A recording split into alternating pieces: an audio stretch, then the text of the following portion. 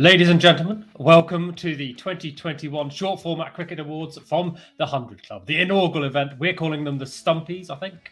Rich, how you doing? Are you ready to get into this year's cricket?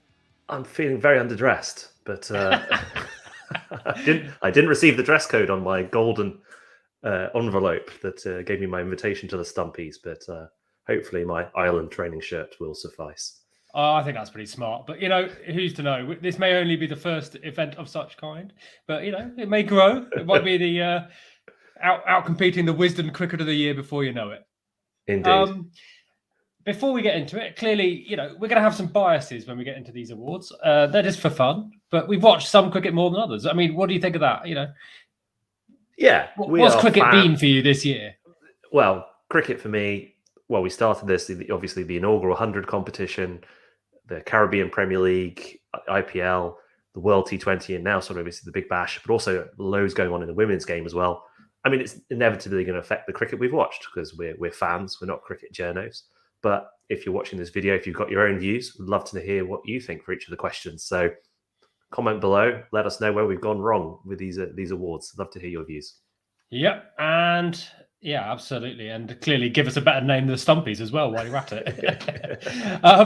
Let's start off with a traditional category. Let's go for men's individual performance of the year in a single game. Would you like to know who the winner is? Go on, then. No, I'll do that. I'm going to go with a 100 game for Liam Livingstone.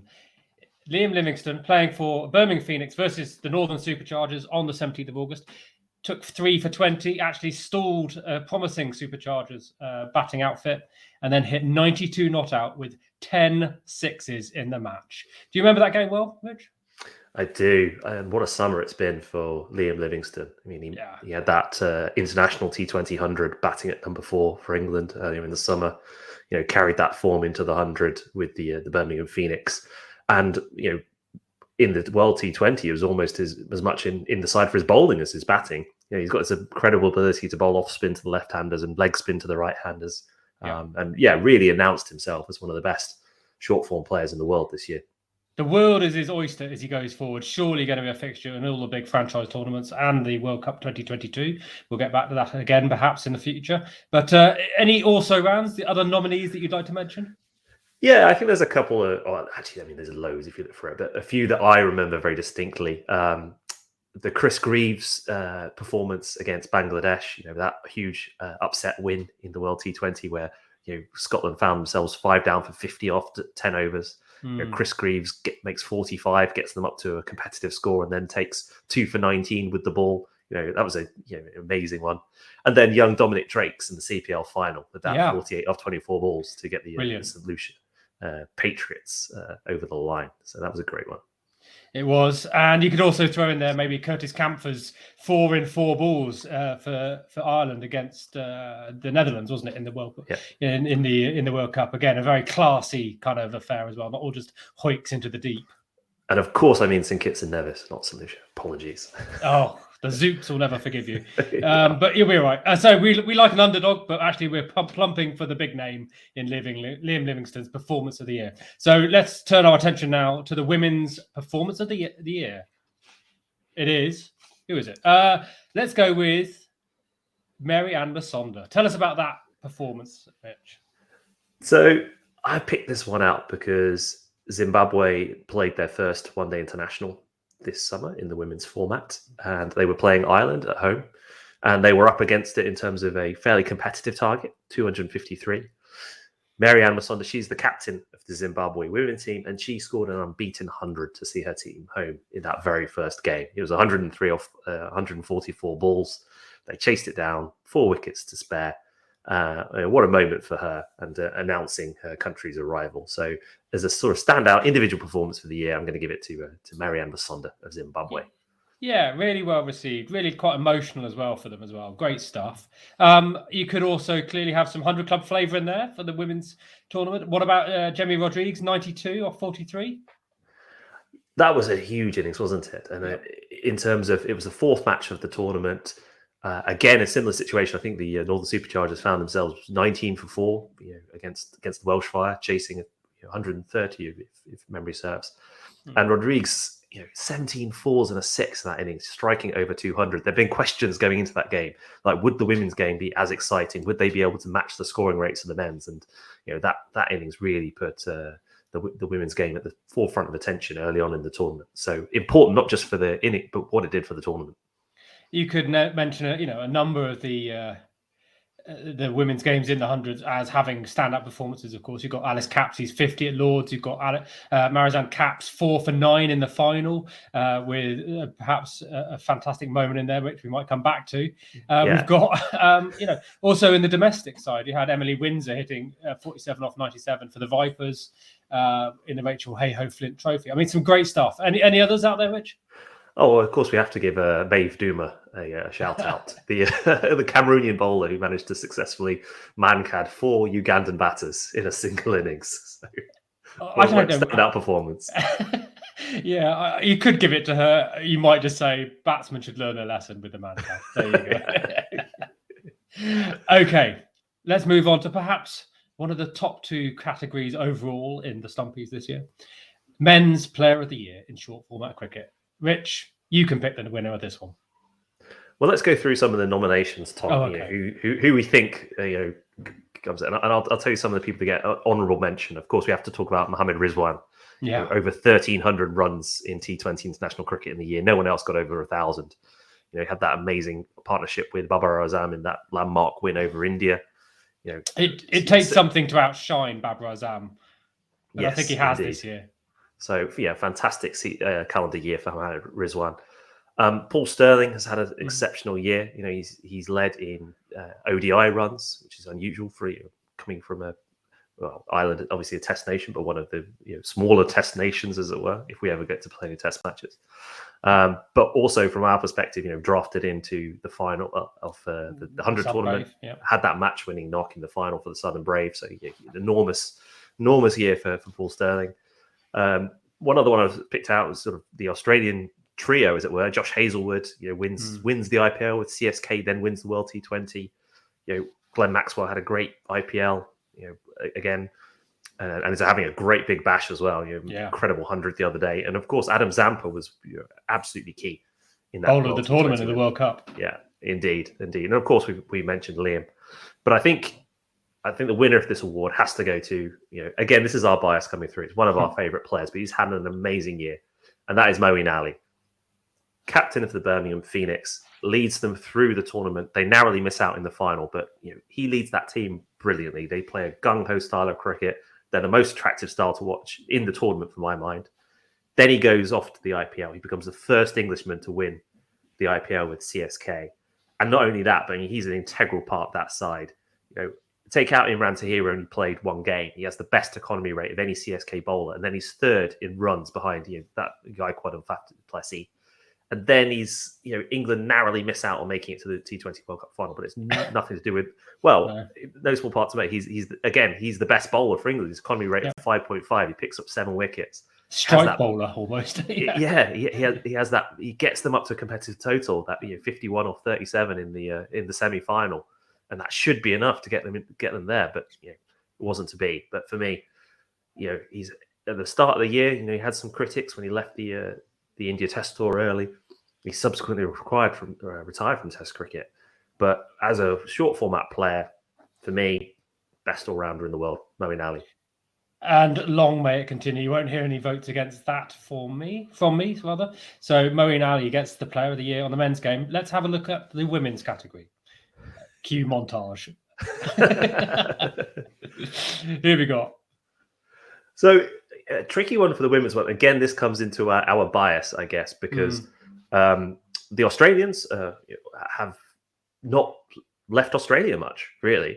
Their players didn't leave and come over for the 100. A lot of them pulled out due to sort of the quarantine issues. The Australians haven't played a lot of cricket. So, whilst there's obviously some of the best players in the world in the Aussie women's side, we haven't seen enough of them this year, right? I genuinely think they have a shout to be the best sports team of any sports team in the world at the moment, the Australia women's cricket team.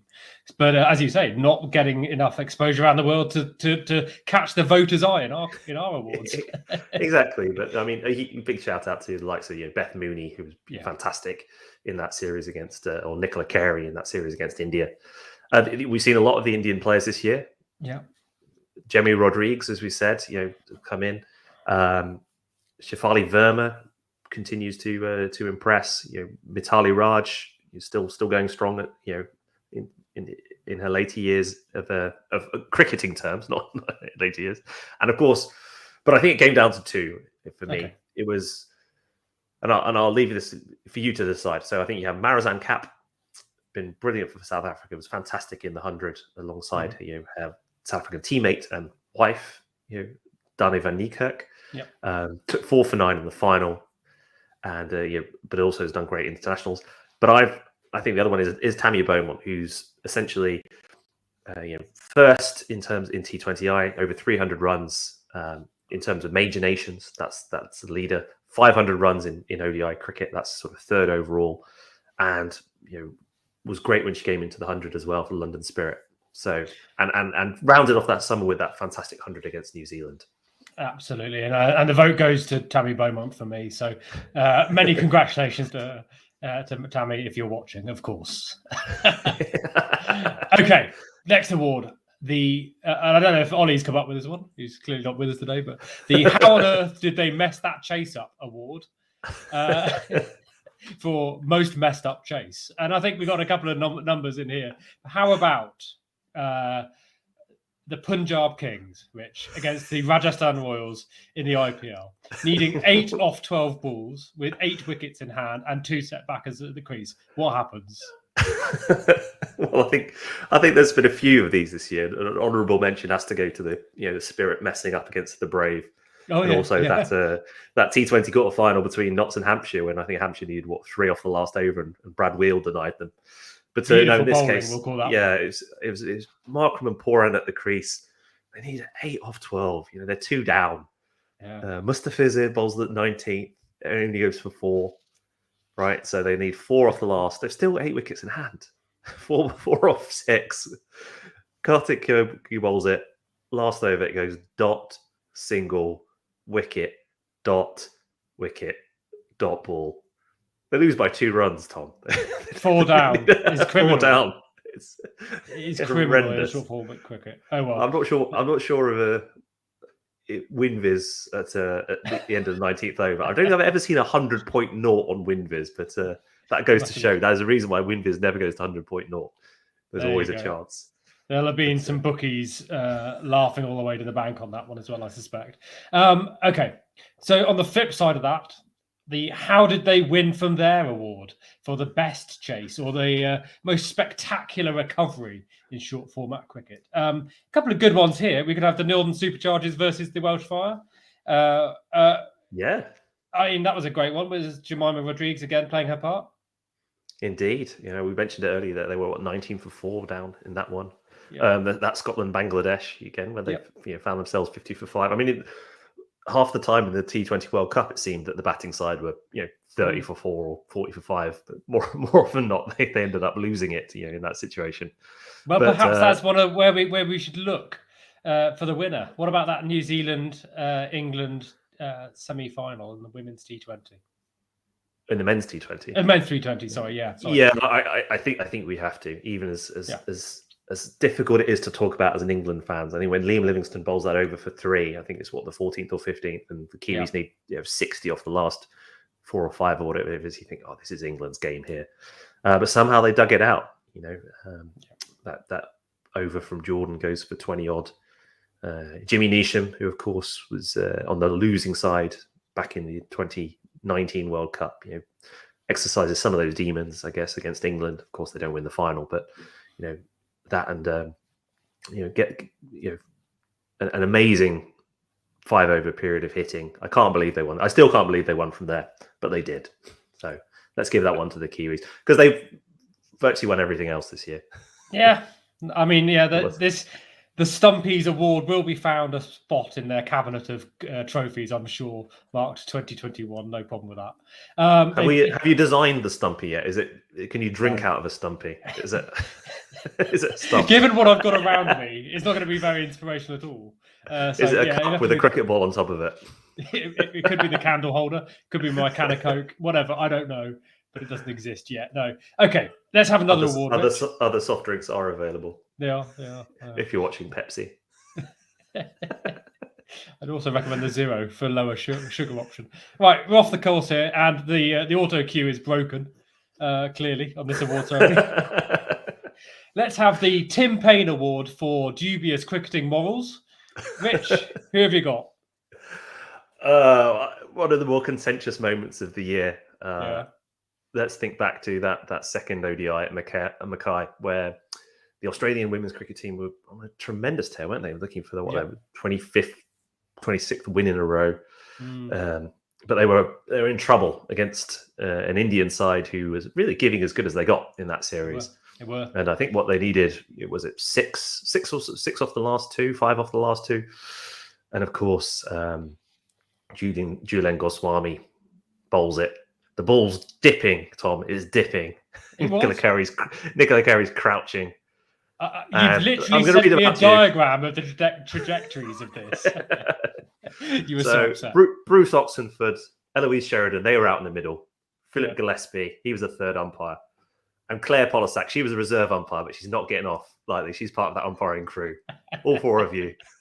Hang your heads in shame this Christmas. It was never a no ball. Well, lumps of coal all round in their stockings for that lot. It was a slightly sour note on which to end a fantastic cricket match. And I think, the Indians came back at them in the following affair. So they did end that run eventually. Indeed, but it's nice for sort of younger cricket fans who don't remember the era of non-neutral umpires, where every touring team seemed to get shafted. Well, let's not pick at that scab. There can be all sorts going on there. Okay, you've put another one here on my list, which you've snuck into the running order. So we'll go with that one next. The No Better Than We've Already Got award. You better explain it. Well, I don't understand it by the title. No better than we've already got. You mean as in what we doing drafting this person that we could we don't need?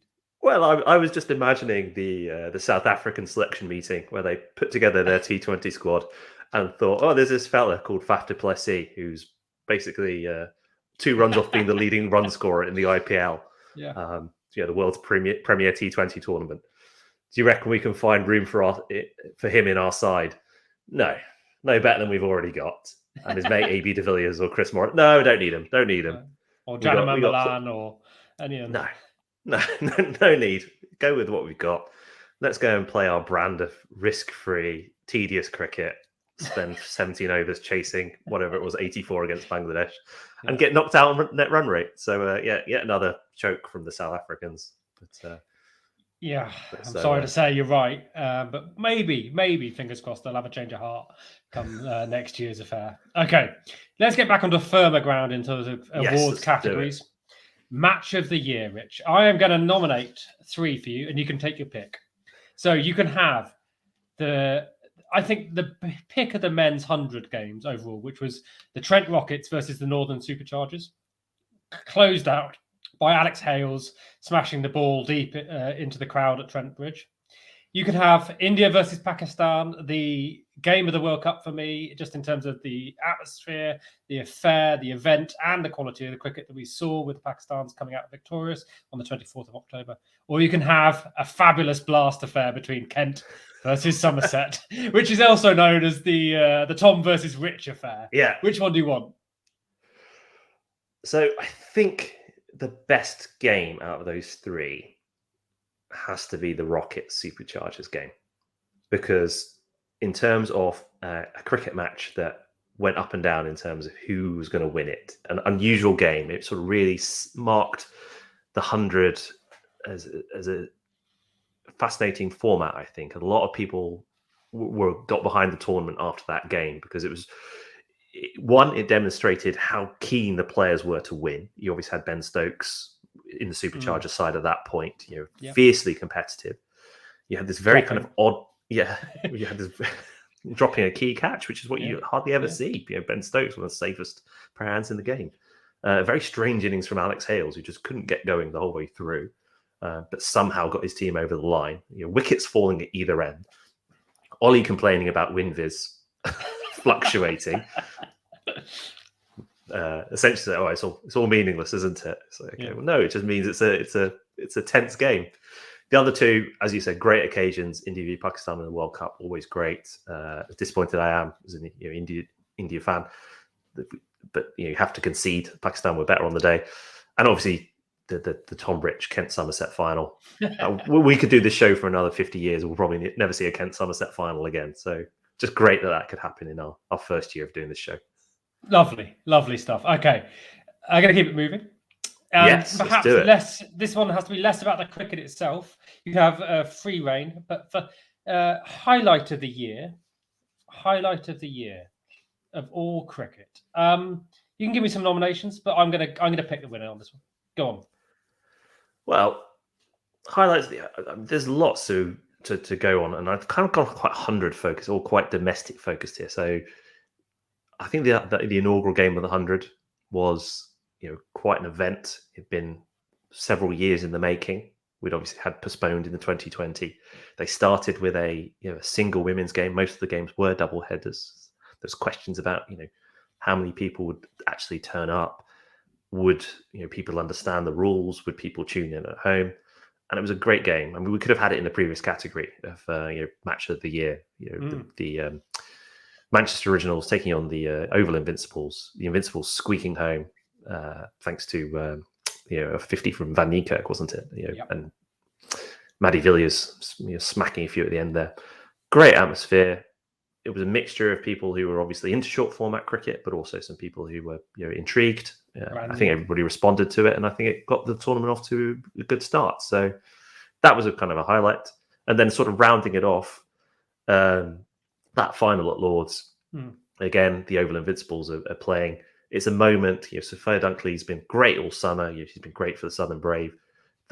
It's an overcast condition. The ball's nipping around. Van Niekerk decides, she's going to put the pressure on. Has a slip cordon in the 100.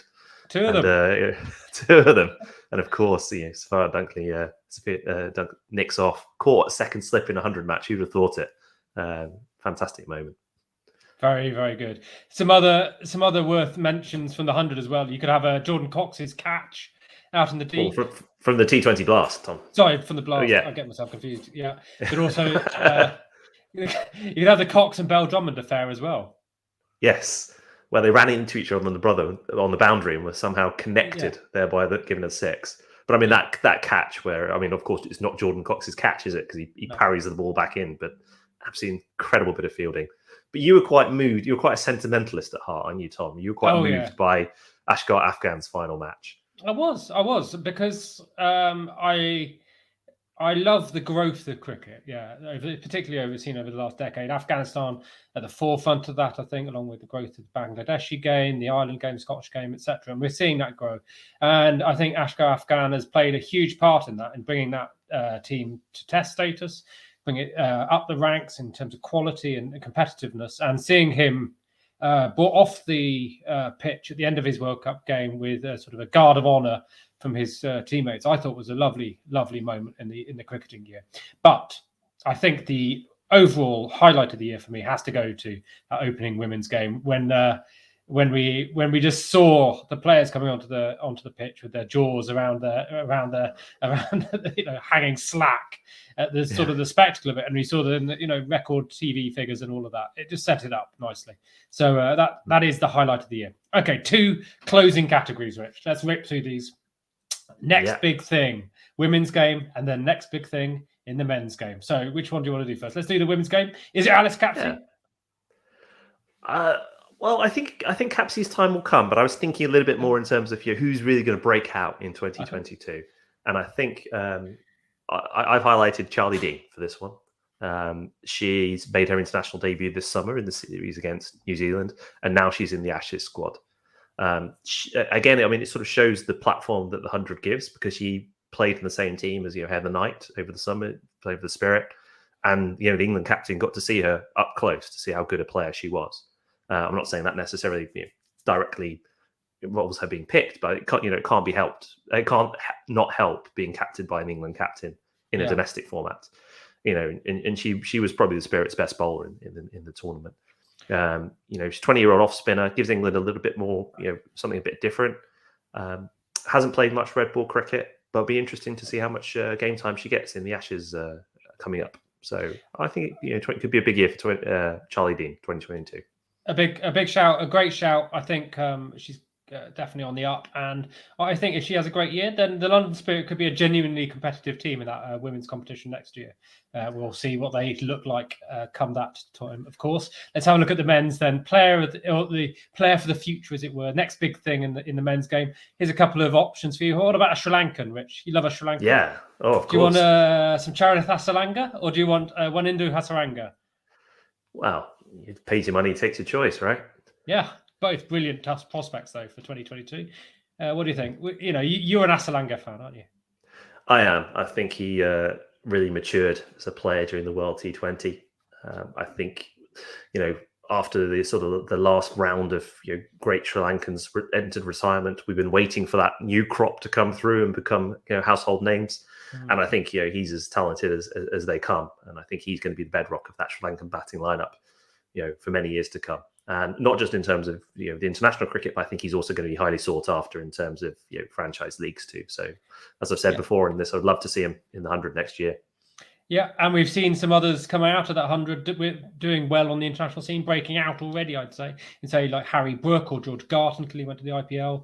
Harry Brook at the BBL. George Garton not doing so well at the BBL himself, though, for Adelaide. But I'm going to close then with the actual answer, I think, which is Ruturaj Gaikwad.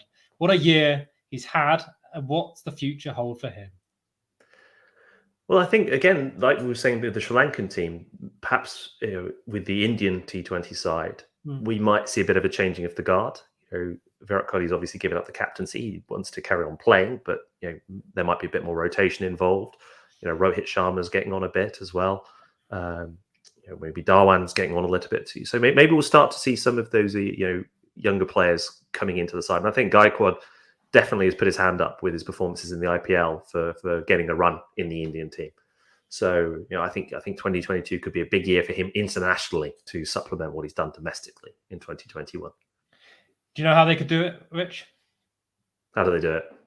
Well, they could follow the lead of the women, and they could come and play some international franchise cricket as well. If they not could, at least, I'd love to see the BCCI saying under 23s, maybe you can do it, because that has been muted. I think that's much more realistic than them saying releasing the more established players. But under 23s, let's get it out there. I'd love to come and see some of these guys come over and play in the 100, say, or even the other franchise tournaments. That would be a great touch.